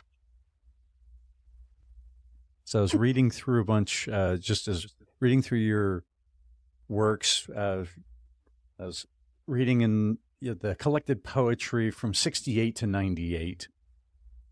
And this morning, that's the word that kind of came to me. I was like, how do you view courage?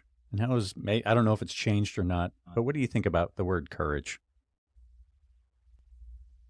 I think of myself as courageous, but I don't think of myself as foolish.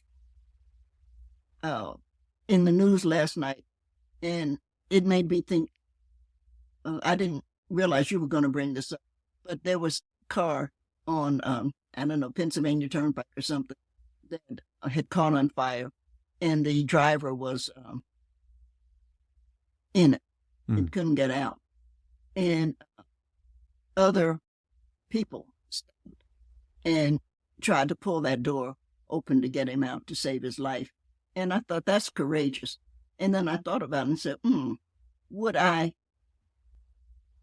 have tried to pull that door? I would have stopped because maybe I could help. To see that fire, I'm not sure that I would do that. Now we're back to safety. We're back to, whose life. Yeah. And there would be another term that we haven't used, which would be duty. Do I have a duty to this stranger who somehow has his car on fire? Or do I have a duty to the people who need me to be at home? So I do have a phone. I'm going to dial 911. But I don't know if I'm going to walk into a fire. So I have great admiration for first responders, because I think it takes a lot of courage to respond to something that may in fact kill you, whether it's a fire or whether it's a murderer, whether it's someone with, what are those things? Shotgun, the ones that go fast, automatic rifles and that. Yeah. Okay. Because all of that has got to be a little unnerving. And it's not uncourageous to say, I don't think I can go into that situation. I don't think that that's something, in Titanic, I don't know if you keep up with the Titanic, everybody does. There was a Japanese gentleman on the Titanic. And, it was children and women first, and then the men. So we lost quite a few, British particularly. But there was a Japanese gentleman, and he forced his way, as it were, onto the boat, and one of the lifeboats, and saved his life. But when he went back home, he's Japanese. The Japanese have a great sense of courage. And so he was ostracized because they thought he was coward. And I thought, well, that'd be kind of hard to be on a ship that you know is going down if you could find some space. And they never did. They never did forgive him. Wow. For being alive. And I thought, well, I don't know. I don't think I would have pushed him off. And I know that I would have spoken to him if I was Japanese and I knew Japanese, and I would have, good morning, or how you doing today or something, because it's easier to judge why he wanted to be on the life than it is to say, well, wasn't that brave? You see what I mean? Yeah. It's really difficult to judge what people do and don't do. And some things that you say, well, it's foolish. Why did they do that? And then some things you say, well, I asked my students, by the way, at one point, I know what kind of slave I would be. I feel that I know what kind of slave that I would be. But I asked my students, and the majority of Virginia Tech is white, so the majority of my students are going to be white. I said, have you ever thought about what kind of slave owner you would be? Because we're always talking about what slavery has done. What kind of owner would you be? And so we had to write about that. We had to deal with what kind of owner would I be? And it's really, you don't know. I know that I would, if I were a slave, do everything in my power to not be whipped or lynched, because that's uncomfortable. Or as Elmer Gantry said, I love Elmer Gantry for that one line when the preacher, hits her, and Gantry hits him back and said, don't you know that hurts? I love that line. Don't you know that hurts? So I know I would do everything I could to not be in that position. I know I would make up the bed right. I know I would learn to iron. I know I would learn what the language is necessary. But I feel that way right now. If a policeman, and not if, but when, because I used to get tickets. I don't speed anymore. But a policeman's name is Sir. Your hands go on the wheel. Yeah. Some things you're not going to be bothered with. He has a gun and he may be crazy. His foot may be hurting today, or his wife may have, messed up the oatmeal. I mean, I don't know what's wrong with him, but I know he pulled me over, and I can pay for a ticket, but I can't buy my life. So, and I don't want to say, just give me the damn ticket and go away. It's just like, yes, sir. No, sir. Sorry. And you're just sitting there waiting for this fool to leave you alone. Yeah. But he's not a fool, because if somebody else were doing something to me, he's what I would call. Yeah. So it's a question of, what do we do? It's all a question of circumstances. If I was in my house and some idiot was standing there with a knife and going to cut my throat, I would be doing everything I could to press 911. Yeah. For the same guy who, if I were driving down the highway at 80 miles an hour, would give me you have to figure out we're back to, how do you balance these things? Is that? Yeah, the balance, and all these things can be true at the same time. Yeah. And you have to recognize that there's no right or wrong. And I listen to Donald Trump, who's always got an easy answer. I would do this. There are no easy answers, which is why I am a big fan of Joe Biden, aside from the fact that Joe was 81, and I think that's a great age. You have to recognize there's just no easy answer. Always trying to find a way to get along, to make this work. Sometimes it does, sometimes it doesn't. Then you look for another answer. Otherwise, you're just spending your time. You got this thing going between a loudmouth and a leader. I happen to think that Biden is a leader because I'm tired of the loudmouth saying, oh, this is easy. Nothing. If it was easy, it would be done. Right. And the one thing that my friends,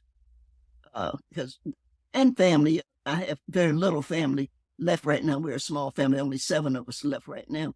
But the one thing that they are not allowed to do, that they know that they are not allowed to do, is that nobody's allowed to say to me, remember. You just can't say that. Don't you remember when? And if I remembered, you wouldn't have to tell me. Of course I don't remember.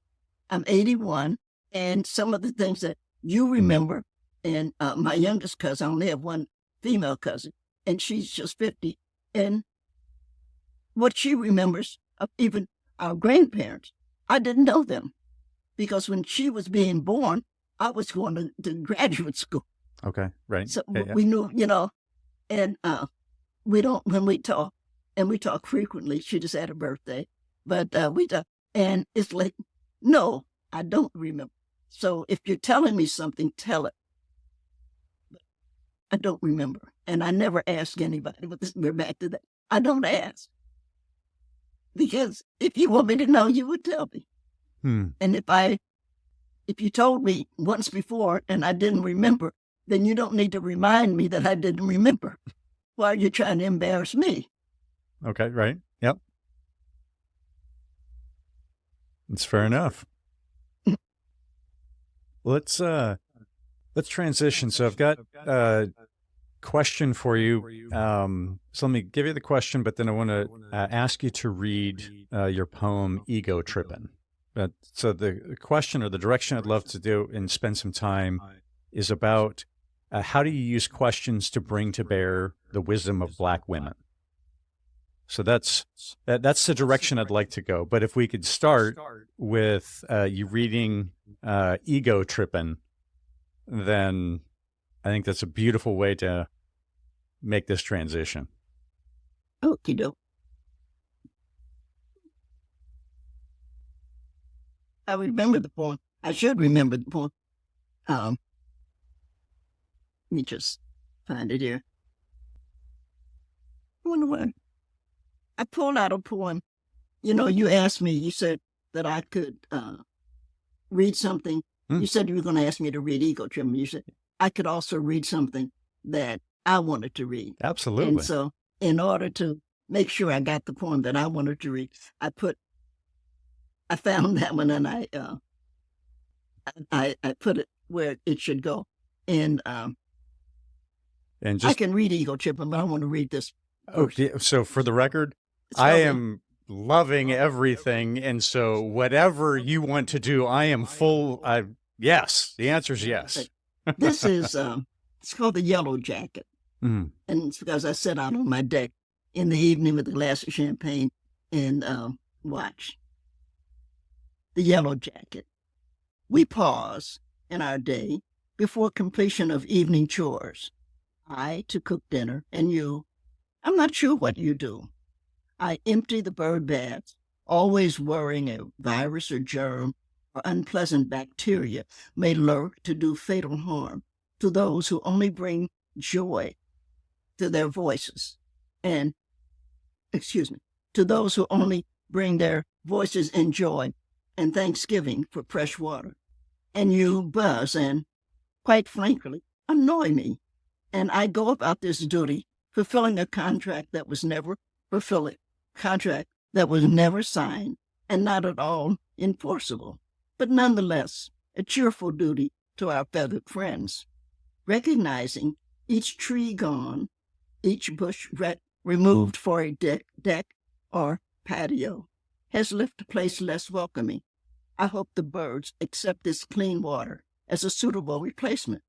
I swatted you, worried you will sting, causing my throat to swell, blocking my air, or some other unknown danger humans attribute when we hear buzzes. You wait, buzz, and wait again until the water is filled, where you can sit majestically on the edge and drink. We are not friends, the yellow jacket and I. You will not be tamed nor trained. Your sound will offer no comfort, nor your numbers any sense of safety. Yet, in this evening, watching you drink, I am in awe of your self-possessed beauty. Mm.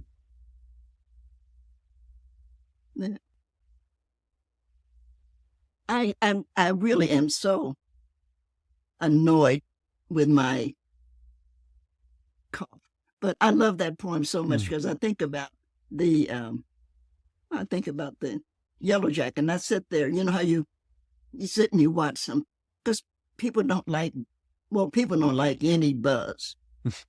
You know, Right. that if it's there, it's like, oh no, we have to kill it. And I was watching the yellow jacket, and I do my bird baths, and you know, you watch the birds, and the birds will come, and then of course the squirrels come too. But Yep. the squirrels are not as interesting. Even though I talk about squirrels, I have a neighbor, by the way, who I live on a mountain, but it's a neighborhood, and he hit a squirrel, and it's because he was late. That was his problem. He was late going to work, and I'm never late going to work because whenever I get there, I'm on time. And he was speeding down the way. He was speeding down. You know how squirrels stop and look and then go. Yes. And he was speeding down, and there was a squirrel, and it was doing a squirrel thing, and he hit it. And of course, it upset me. I was very much aware of it, and upset me. And when I saw him later that evening after work, I said, "Oh, you know, I see you murdering squirrels." He said, "Nikki, I didn't murder a squirrel." I said, "Well, the squirrel's dead, and you hit it. I call that murder." He said, "I don't think so." But we have had, we're not friends either, by the way, but we're not unfriendly, but when I see him, I say, "Wait, still murdering squirrels?" And of course, he doesn't think that's funny, and it's not a joke. Yeah. But I think he goes down the mountain a little slower. But it's one of those things. Where the squirrel's going? They're just trying to cross the street. Yeah. And if you are late, you will remain late. You can speed, you can do whatever you want, but if you're late, you're going to stay late. And that's the way I feel about it. And I'm not indifferent, but once late, you just can't make up time. And speaking of question, time cannot be made. Wherever time is, that's all it is. It's there. You can't make it up. You can't find more time. Right. It's just there. And so it really makes you mad when you see people speeding, or you see people here all want to be NASCAR drivers. So they're, and they drive, and they're not. That's what causes accidents, because they're trying to do something somewhere, but you can't make it up. Right. It's so simple. Yeah. You just have to use it. But this is ego-tripping. Beautiful. There may be a reason why. I was born in the Congo. I walked to the Fertile Crescent and built the Sphinx. I designed a pyramid so tough that a star that only glows every 100 years falls into the center, giving divine, perfect light. I am dead. I sat on the throne drinking nectar with Allah. I got hot and sent an ice age to Europe to cool my thirst. My oldest daughter is Nefertiti. The tears from my birth veins created the Nile. I am a beautiful woman. I gazed on the forest and burned out the Sahara Desert. With a packet of goat's meat and a change of clothes, I crossed it in 2 hours. I am a gazelle, so swift, you can't catch me. For a birthday present when he was 3, I gave my son, Hannibal, an elephant. He gave me Rome for Mother's Day. My strength flows ever on. My son Noah built new ark, and I stood proudly at the helm as we sailed on a soft summer day. I turned myself into myself and was Jesus, men intone my loving name. All praises, I am the one who would save. I sold diamonds in my backyard. My bowels deliver uranium. The filings from my fingernails are semi-precious jewels. On the trip north, I caught a cold and blew my nose, giving oil to the Arab world. I am so hip, even my errors are correct. I sailed west to reach east and had to round off the earth as I went. The hair from my head thin, and gold was laid across 3 continents. I am so perfect, so divine, so ethereal, so surreal, I cannot be comprehended except by my permission. I mean, I can fly like a bird in the sky. I like that. That is beautiful. It's fun. What's funny is now grown women now, and I mean grown, being 81 becomes a different thing. So people in their 40s will come up and say, when I was in 5th grade, I had to learn that poem. Wow. And it really is funny. I'm thinking, wow, has it been that long? But grown people have memorized that. Well, grown women particularly, they talk about it. So it's a lot of fun. I'm glad I like it. Yes. I love it because I think it's a helpful reminder. Yes. It's a good use. I was a history major, and so you can see, and a lot of my work has history in it, and but you can see the history in that. And so it's a lot of fun to listen to how people keep themselves whole. So to come back to that question, so how might you have used questions to bear the wisdom of Black women, to bear the wisdom of a Black woman? Oh, I like the floral on that one. I like Black women. You sit around, and as I said, I was very fortunate to live with my grandmother because she and her friends were the backbone of the civil rights movement.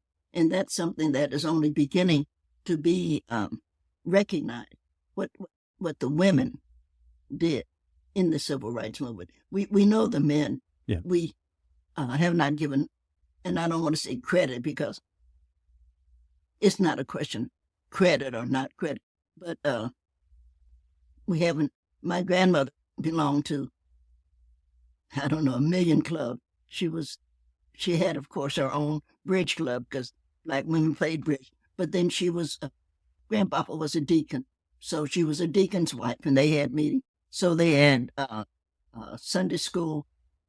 She taught Sunday school. They had a couple of other clubs, and they had teas and stuff. So there was always something going on, either in our home or in somebody else's home. We went to, and I would go with her. Grandmother couldn't drive. Okay. She never did. She never did learn how to drive, but she bought a car. I don't know how she did that. We didn't have that much money, but she bought a car. It was a Plymouth. I'll never forget it. And I came home one day from school, and there was a black Plymouth sitting in front of the house. And I was wondering, who's here? And when I walked up, as I said, we had to go up, I kind of looked around and nobody was there. And I said, Grandmother, I saw a car. I thought somebody was here. And she said, I bought a car. She was thrilled. I bought a car. And I said, Grandmother, I didn't think you, and I was about 15 then. I said, I didn't think you could drive. She said, I can drive. I just don't know how to back. And that's the way she looked at it. And so I knew, even at that age, if you can't back up, you can't drive.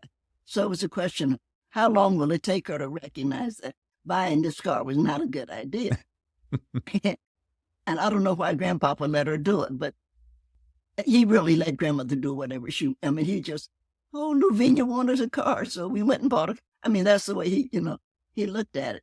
And she finally had to give it up because she couldn't back. You can't drive if you can't. If you can't. That is important to know how to do, yes. It was so funny because she was so very pleased with, I can drive, I just can't do reverse. Grandma, that's not the way that it goes. But it's really funny. But grandmother, so we walked. We're in Knoxville, Tennessee. Now there's a long way to, So we walked, and I would always go with her. I don't know why I would always go with her. I think to keep her company. I don't know. She would say, Nikki, do you want to go? And the answer to any of those questions was yes. Whatever it was, the grandpapa would take me down the way to the railroad station. And he would say, do you want to go watch the trains come in? And answer to that was yes, though I had absolutely no interest in watching the train. And we would walk down to the Southern Railroad station. But what I remember, because I've always been someone to watch. I almost named a book, because I watch all the time. And I remember watching Grandpapa take an envelope out of his pocket and pass it to one of the porters, the porter, where's my mind? The bellboy. Okay, right. And I wondered what was in there. And of course, I found out later 2 things were there. Grandpapa was a Latin scholar. So he, among others, he was not alone, translated a lot. The law is written in Latin. And gotcha. Wow. They translated a lot of the law, passed it along to Thurgood Marshall. And because they didn't want, for lack of a better word, white people to know what they were doing, the churches would take a collection for the civil rights movement. And because Grandpapa was a deacon and everybody knew that he was going to be an honest man, this is not going to be a guy who's going to steal or anything. Right. He would take that and he would give it to the porters also. And they would pass it along to the NAACP. And so what we know about the civil rights movement is that the Bell people, where's my mind? Were the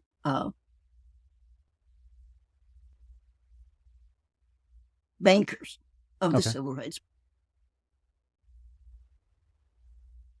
I am so sorry that it hit you.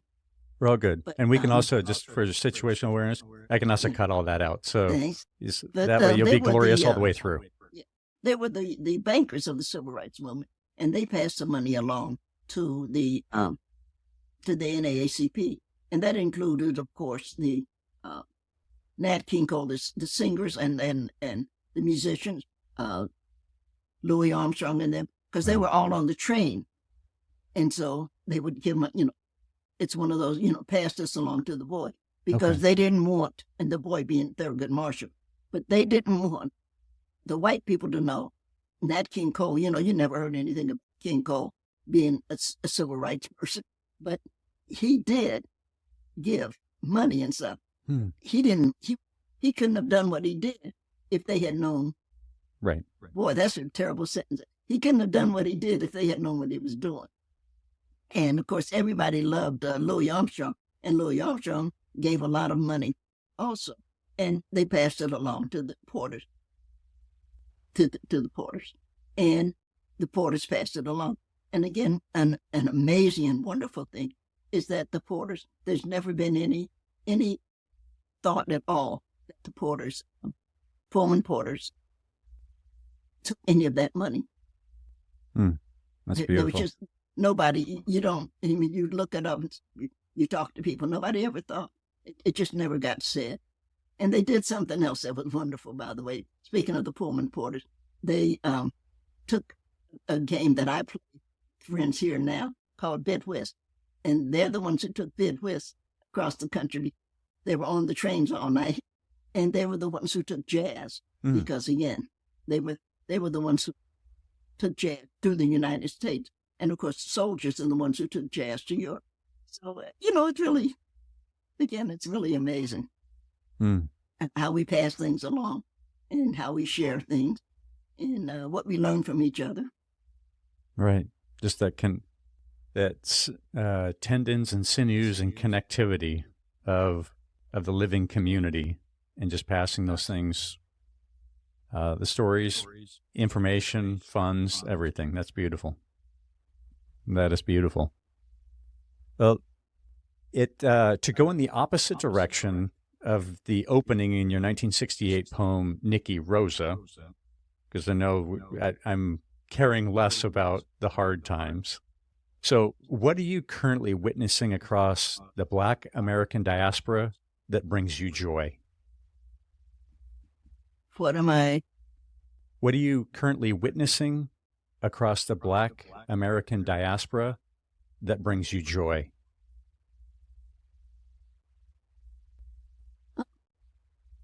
Do I need to say, yeah, I'm still here? Oh, can you hear me okay? Yeah, something popped up on the screen that said, are you still there? Okay. And I said, yes. Okay.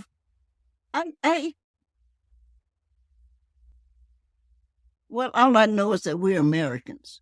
Hmm. And I know that there's some tension. I dislike seeing the number of shootings. I live away now from Roanoke. I live about 40 miles from Roanoke. And they've had, I don't know, black guys are killing black guys.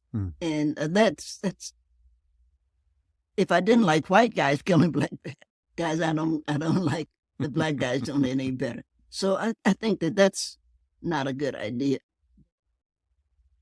I think that, again, life is a good idea.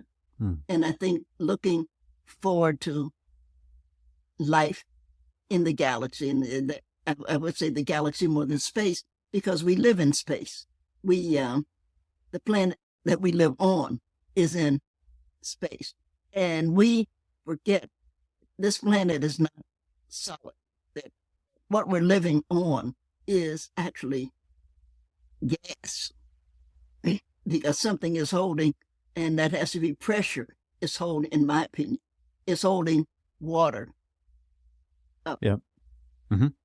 You know, but it's not a rock. It's something else. And because I'm a black woman, I'm a big fan of meeting strangers. And I meet strangers all the time. I met strangers as I was purposely brought to America. And I'm thrilled to meet the idea of meeting strangers as we go into the galaxy.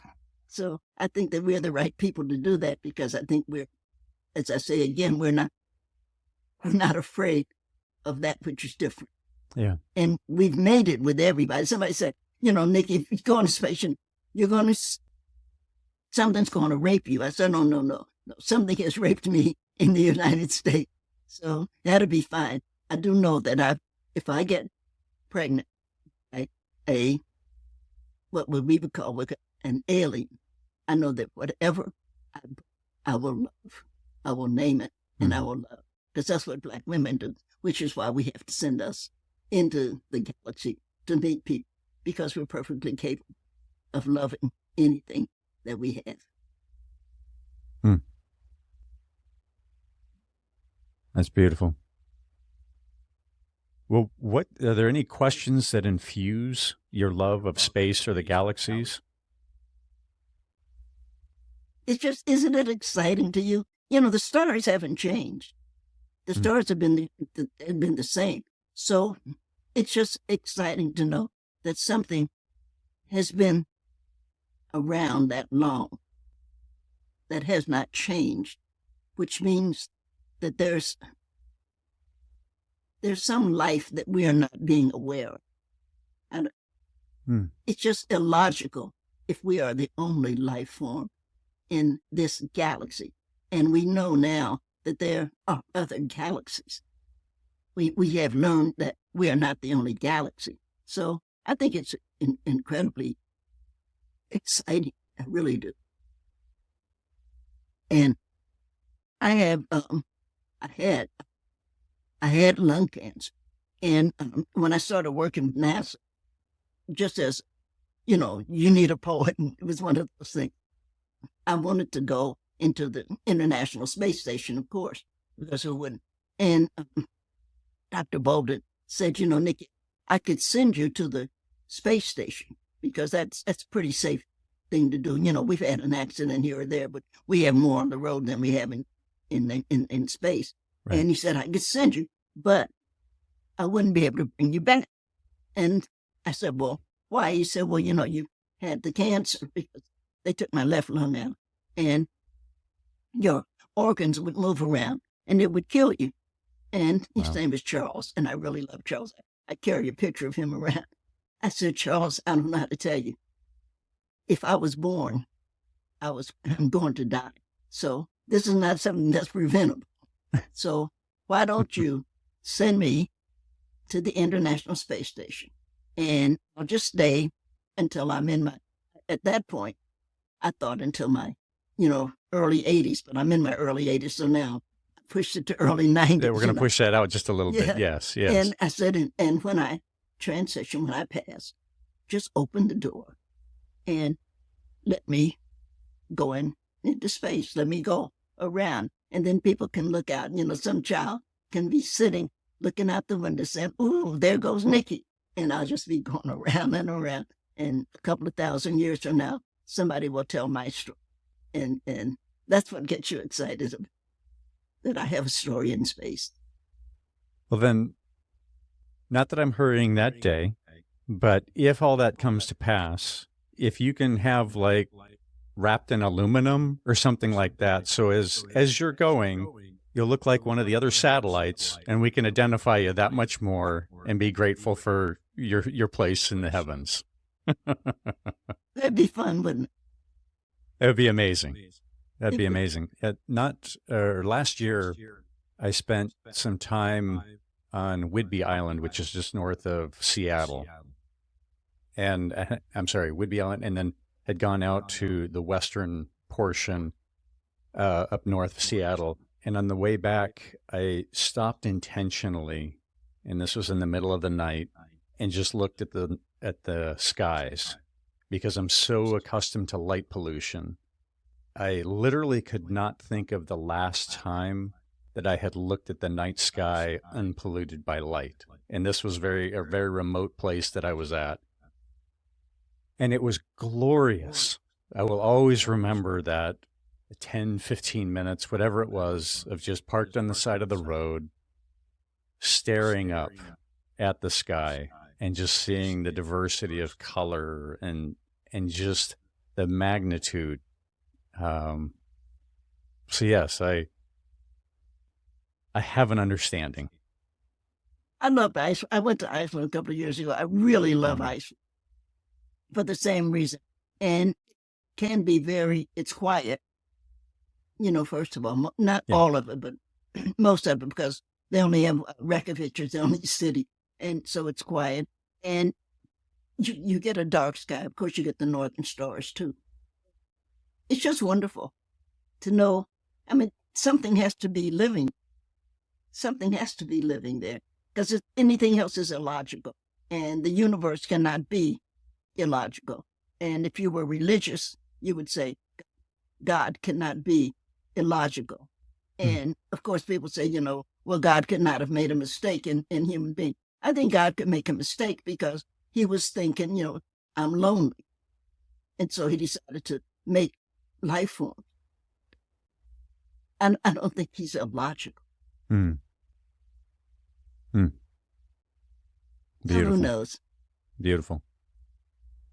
Well, as we start to move towards wrapping up, so first off, this has been absolutely glorious. So I'm so grateful for your time. Do you have any other thoughts or encouragements about questions that we haven't necessarily explored? No, I think we've, aside from me spending half our time apologizing for my health, I do want to thank you for inviting me. As I said, I wanted to do this, and I was in hospital 2 weeks ago, so I'm glad to not be. I really like hospitals. To me, hospitals are like grandmothers, and they come in the morning. How's my baby doing this morning? And you remember your grandma. You just feel so good about it. And I think I'm doing better. I'm not worried, but I would hope to do better. So I'm taking another antibiotic. I think we've asked good questions. I don't have any bucket list, but if I did, it would be to beat Bobby Flay. Yeah. it's the one thing that I thought, oh, but I'd love to be on beef flake, and I think I could, but I know that you enjoy cooking. That's that much for sure. So, yeah, it's a lot of fun. is there a particular recipe? Now, I don't want to give him any cues in case he's listening, but is there so let's go, is there a particular cuisine that you think that you could just crush him at? Oh, well, of course, Southern. Okay. And I don't think there is any white person who fries chicken better than a black woman. So it'd probably be black. It'd probably be fried chicken. But I've been grilling lamb chops lately, and I must say I've been knocking the crap out of them. They are so good. But it's all fun, and I love the cooking shows because they don't scare you. They don't give you bad dreams. And you watch some of those cooking shows, and then you're like, I'm starving. And you go out and cook some. It's fun. I mean, we eat food, so we may as well enjoy the preparation. And of course, food is one of the ways we communicate to each other. I mean, that is one of the nicest things. As I don't know, I'm not going to pick on white people about this, but I know for black women, if whatever they put on the table, you not only eat it, but you tell them it's good. And if you don't, you're going to have a real problem. You sincerely will. Yeah. Beautiful. Yeah, there's a lot. Let's see. So where is the best place for folks to reach out, to engage, or learn more about what you're excited about? Okay. The library. Okay. Library and best thing is to follow is to allow yourself to have curiosity, to not push your curiosity down. And I think if I was given advice, which I'm not actually giving advice, but you can't be trapped the people that you think you're kin to because you were born in that family. It's I think it's so important to recognize you can't do anything about where you were born, but you can do something about your friends. So I think you forget your family half the time and pick your friends, and you'll be a happy person. Beautiful. Beautiful. I think that's a great spot to wrap up. So Miss Nikki, Miss Giovanni, Nikki, thank you for sharing your experiences and how questions have played such a role in your life and career. This truly has been a joy. So thank you for being a part of the Curated Questions family and community. Thank you. Oh, thanks, Ken. Thanks. Very good. So I'm grateful to those who have joined us on the other side of the speakers. Thank you for being here. This conversation was all that I was hoping it would be. Nikki applied her decades of experience in poetic creativity and deep thinking to the subject of questions and provided priceless nuggets for us to collect as our own. Now it's our opportunity to apply the inspiration of Miss Nikki Giovanni to our own lives. Please take all you have learned here and be a light to yourself and those around you. Gratitude shout out to Beauty Pill for the show's music and producer Ben Ford for the technical help. This episode was recorded on Piscataway land. Please engage with this episode in some manner. Download, follow, save, like, share, or comment about something that resonated. This simple action will ensure we are engaging the questioning community. Until next time, keep questioning.